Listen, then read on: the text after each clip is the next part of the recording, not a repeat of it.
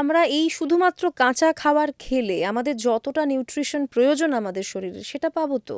এই প্রশ্নটা শুধু আপনার নয়, আমার কাছে প্রত্যেকটা মানুষ এসে প্রশ্ন করে। আমি সেই প্রশ্নের উত্তরটা এভাবে দিই যে নিউট্রিশন কি শুধু মানুষেরই প্রয়োজন, না নিউট্রিশন প্রতিটা জীবের প্রয়োজন, জীবনের প্রয়োজন। গাছেরও নিউট্রিশন প্রয়োজন, ছাগলেরও নিউট্রিশন প্রয়োজন, গরুরও নিউট্রিশন প্রয়োজন। তারা কাকে জিজ্ঞেস করে খায় আর কোন নিউট্রিশনটা তারা খুঁজে খুঁজে নিয়ে আসে। গরু ঘাস খায়, নিউট্রিশন পায়। হাতি গাছপালা খায়, নিউট্রিশন পায়। তার ক্যালসিয়ামের জন্য কোথায় ক্যালসিয়াম কোথায় ক্যালসিয়াম খোঁজে না তো। তাহলে তুমি আমি এত চিৎকার করছি কেন, প্রোটিন কোথায় পাবো, ভিটামিন কোথায়? এগুলো আমাদেরকে মাথায় দেওয়া হয়েছে।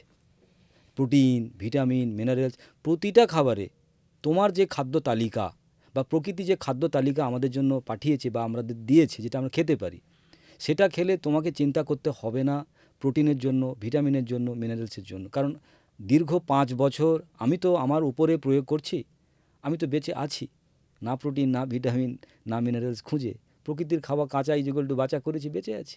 এই যে দাদা আমরা হাজার হাজার বছর ধরে রান্না করা খাবার খাচ্ছি, সেই অনুযায়ী আমাদের বডিতে জেনেটিক্যাল চেঞ্জ এসেছে, আমাদের ডাইজেস্টিভ সিস্টেম সেখানেও পরিবর্তন এসেছে। সেক্ষেত্রে আমরা কি এখন একেবারে কাঁচা খাবার অ্যাকসেপ্ট করার মতো জায়গায় আছি? এইটা একটা কন্ট্রোভার্সি, মানে তর্ক হতে পারে। আপনি যেটা বলছেন সেটাও সত্য নয়, আমি যেটা বলছি সেটাও সত্য নয়। সত্যটা কি ব্যবহার করলে বোঝা যাবে। এই যে আমাদের জেনেটিক পরিবর্তনের গল্প আমরা বলেছি, সেটা কোথা থেকে কোথাও পড়েছি আমরা, এবং আমি যেটা বলছি সেটাও কোথাও না কোথাও থেকে জেনেছি। কিন্তু আমি যখন প্র্যাকটিক্যালি এই জিনিসটা করছি, তখন দেখতে পেয়েছি একটা অভ্যেসের কৃতদাস মানুষ। সেই অভ্যেসের দাসের জন্য মানুষের একটা প্র্যাকটিস হয়ে গেছে রান্না করে খাবার, মাছ মাংস খাবার, হ্যাঁ, মানে হাজার হাজার বছর এবং ধরে। তার ফলে মানুষের যন্ত্রণা তো হচ্ছে, রোগ বেড়েছে। তাহলে যে মানুষটা সুস্থ হতে চাইবে, তার সচেতনতা দ্বারা তাকে এগিয়ে নিয়ে আসবে। সেই সচেতনতা থেকে সে কি করবে, তার খাওয়ার তালিকাকে একটু একটু করে বদলাক, নাই বা পুরোটা আস্তে বদলালো। আস্তে বদলাতে হবে। ডেফিনেটলি, তার কারণ একদিনে শহর থেকে গ্রামে উঠে এলে খুব কষ্ট হয়। ধীরে ধীরে একটু একটু একটু এলাম, তারপরে ঠিক হয়ে গেল, অসুবিধে নেই। হ্যাঁ, মানে হঠাৎ করে চেঞ্জ করলে, মানে যেমন একটা কাঁচাও হঠাৎ বাচ্চা, করে খেতে শুরু করলে সেটাও বডি যে নাও কোনো নিতে জিনিস, পারে। যে কোনো জিনিস, একটা বাচ্চা স্কুলে গিয়ে প্রথম দিনই অ্যাডজাস্ট করে ফেলে না। একটা বিয়ে হয়ে যাওয়ার পর একটা সংসার অ্যাডজাস্ট হয়ে যায় না, একটা ছেলে বা একটা মেয়ের। সমস্ত কিছুই একটা সময় সাপেক্ষ। আমারও প্রথম দিন খুব কষ্ট হয়েছিল। যে রবিবার আমি প্রথম দিন নিজেকে কাঁচা খাওয়া শুরু করলাম, সেদিন ঘড়ি দেখছি, আমার মনে হচ্ছে, আমার মনে মাথা ঘুরছে। আমি ঘড়ি দেখছি, মনে হচ্ছে আমার খিদে পাচ্ছে। আমি বারবার বারবার ভুল করে খেয়ে ফেলছি। কারণ এতদিনের খাবার অভ্যেস ব্রেকফাস্ট, লাঞ্চ, ডিনার, এবং সেগুলো ইঁট পাথরই খেতাম, ওই ধরনেরই তেলে ভাজা, বিরিয়ানি, মাংস ঝোল, মাছ, সেগুলো পাথরের মতো, আমার খিদেই পেত না। এতটাই টক্সিন, এতটাই অ্যাসিডিক। কিন্তু যখন এই ধরনের কাঁচা খাবার আমরা খাবো, তখন একটু বারে বারে খিদে লাগতে পারে। এটা আমাদের মনে হবে কেন এখন খিদে পাবো, এবং আমাদের 11টার সময় খিদে পেলে লজ্জা লাগে। হ্যাঁ, সবাই কিরম চুপচাপ বসে কাজ করছে, আমি অফিসে এক্ষুনি ঢুকলাম, এক্ষুনি আমি খাওয়ার কথা বলবো। সবাই তো খাবে 2টোর সময়, আমাদের অফিসে সবাই 2টোর সময় খায়, আমি খাই 12:30টার সময়। কিন্তু ওই লজ্জা সংক্রান্ত ব্যাপারে আমি বুঝলাম যে আমি যেটা খাই ওরা সাথে খায় না। তাহলে ওদের খাওয়াটা ওরা খায় বলেই ওদের খিদে পায় না। আমি যে খাবারটা খেয়েছি 8:30টার সময়, তাতে 12:30টার সময় পাক্কা খিদে পেয়ে যাবে। সেই জন্য আমরা ধাপে ধাপে শুরু করব, একটু একটু করে শুরু করি। সকালবেলাটা হয়তো শুরু করলাম, কিংবা দুপুরবেলাটা শুরু করলাম, কিংবা নাইটটা শুরু করলাম। এরকম করে আমরা শুরু করলে এটাও একটা অভ্যেস হয়ে যাবে। একটা ভুল অভ্যেস ছিল, একটা ঠিক অভ্যেস হবে। তার কারণ আমাদের শরীরে জল, বাতাস, খাবার যেমন আছে, তেমন ইমিউনিটি লাগে। এবার এই ইমিউনিটি আমাদের শরীরে তখনই কাজ করবে যখন তুমি প্রপার ফুড খাবে। ইমিউনিটি ডিসঅর্ডার তখনই হবে যখন তুমি প্রপার ফুড খাবে না।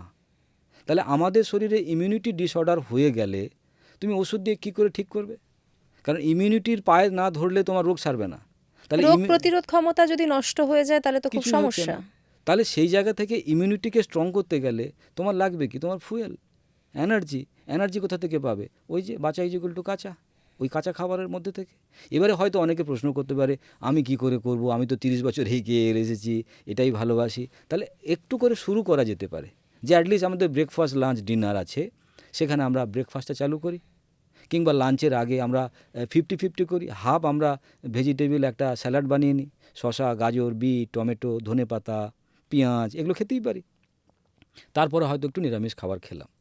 এবার আমার কাছে আপনি অনেকে মাছ মাংস খেতে বারণ করছেন?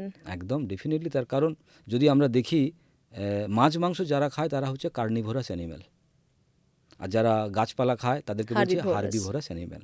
কিন্তু মানুষের জায়গায় লেখা আছে মানুষ নাকি অমনিভোরাস। আমরা তো সর্বভুকি। বইটা তো কেউ না কেউ লিখেছে, কারণ আমরা সর্বভোগ হয়েছি তাই সর্বভোগ লিখেছি। কিন্তু আমাদের যদি গ্যাস্ট্রো ইন্টেস্টাইন ট্র্যাককে আমরা খুব ভালো করে দেখি, গরুদের সঙ্গে মেলে, গরুদেরও 30 ফিট গ্যাস্ট্রো ইন্টেস্টাইন ট্র্যাক, ছাগলেরও গ্যাস্ট্রো ইন্টেস্টাইন 30 ফিট, মানুষেরও 30 ফিট। তাদের দাঁত, তাদের জিভ, তাদের জল খাওয়ার কোয়ালিটি সব কিছুই কিন্তু মানুষদের মতো।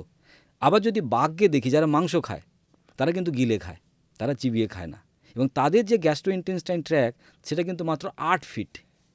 তার ফলে তাদের হজম একরকমভাবে হয়, আমাদের হজম একরকমভাবে হয়। সেই জন্য আমরা যদি ফাইবারকে অ্যাভয়েড করি তাহলে কিন্তু আমাদের পক্ষে সুস্থ থাকা অসম্ভব। কিন্তু মাছ মাংস বাদ দিয়ে দেওয়ার কথা বাঙালিরা শুনলেই তো রেড়ে করে উঠবেন। সেটা তাদের হয়তো ভালোবাসা বা পছন্দ, কিন্তু চাচা আপন প্রাণ বাঁচা, যে মানুষটা ক্যান্সারে শুয়ে আছে, ডায়াবেটিস 30 বছর ওষুধ খাচ্ছে, বিভিন্ন রকম ক্রনিক প্রবলেমে ভুগছে, ওষুধ খেয়ে খেয়ে ক্লান্ত হয়ে গেছে, 2বার অপারেশন করে নিয়েছে, 3বার চেন্নাই, ব্যাঙ্গালোর, গুরগাঁও, দিল্লি ঘুরে চলে এসেছে, একটা জমিও হয়তো বিক্রি করে ফেলেছে, সে কী করবে? সে যখন দেখতে পাচ্ছে যে মাছ, মাংস, ডিম, দুধ, মিষ্টি, বিস্কিট, পাউরুটি, তেলে ভাজাকে যদি 1 মাসের জন্য স্থগিতাদেশ দেওয়া যায়, সে অনেক সুস্থ হয়ে যায়। মাইগ্রেনের প্রবলেম গায়েব, আর্থারাইটিসের প্রবলেম গায়েব, স্পন্ডেলাইটিসের প্রবলেম গায়েব, সাইটিকা বাতের প্রবলেম গায়েব, কনস্টিপেশনের প্রবলেম গায়েব, সেক্সুয়াল ডিসঅর্ডার প্রবলেম সলভ, তার ঘুমের প্রবলেম সলভ, তার অ্যাসিডিটি গ্যাসের প্রবলেম সলভ। আর কি চাই?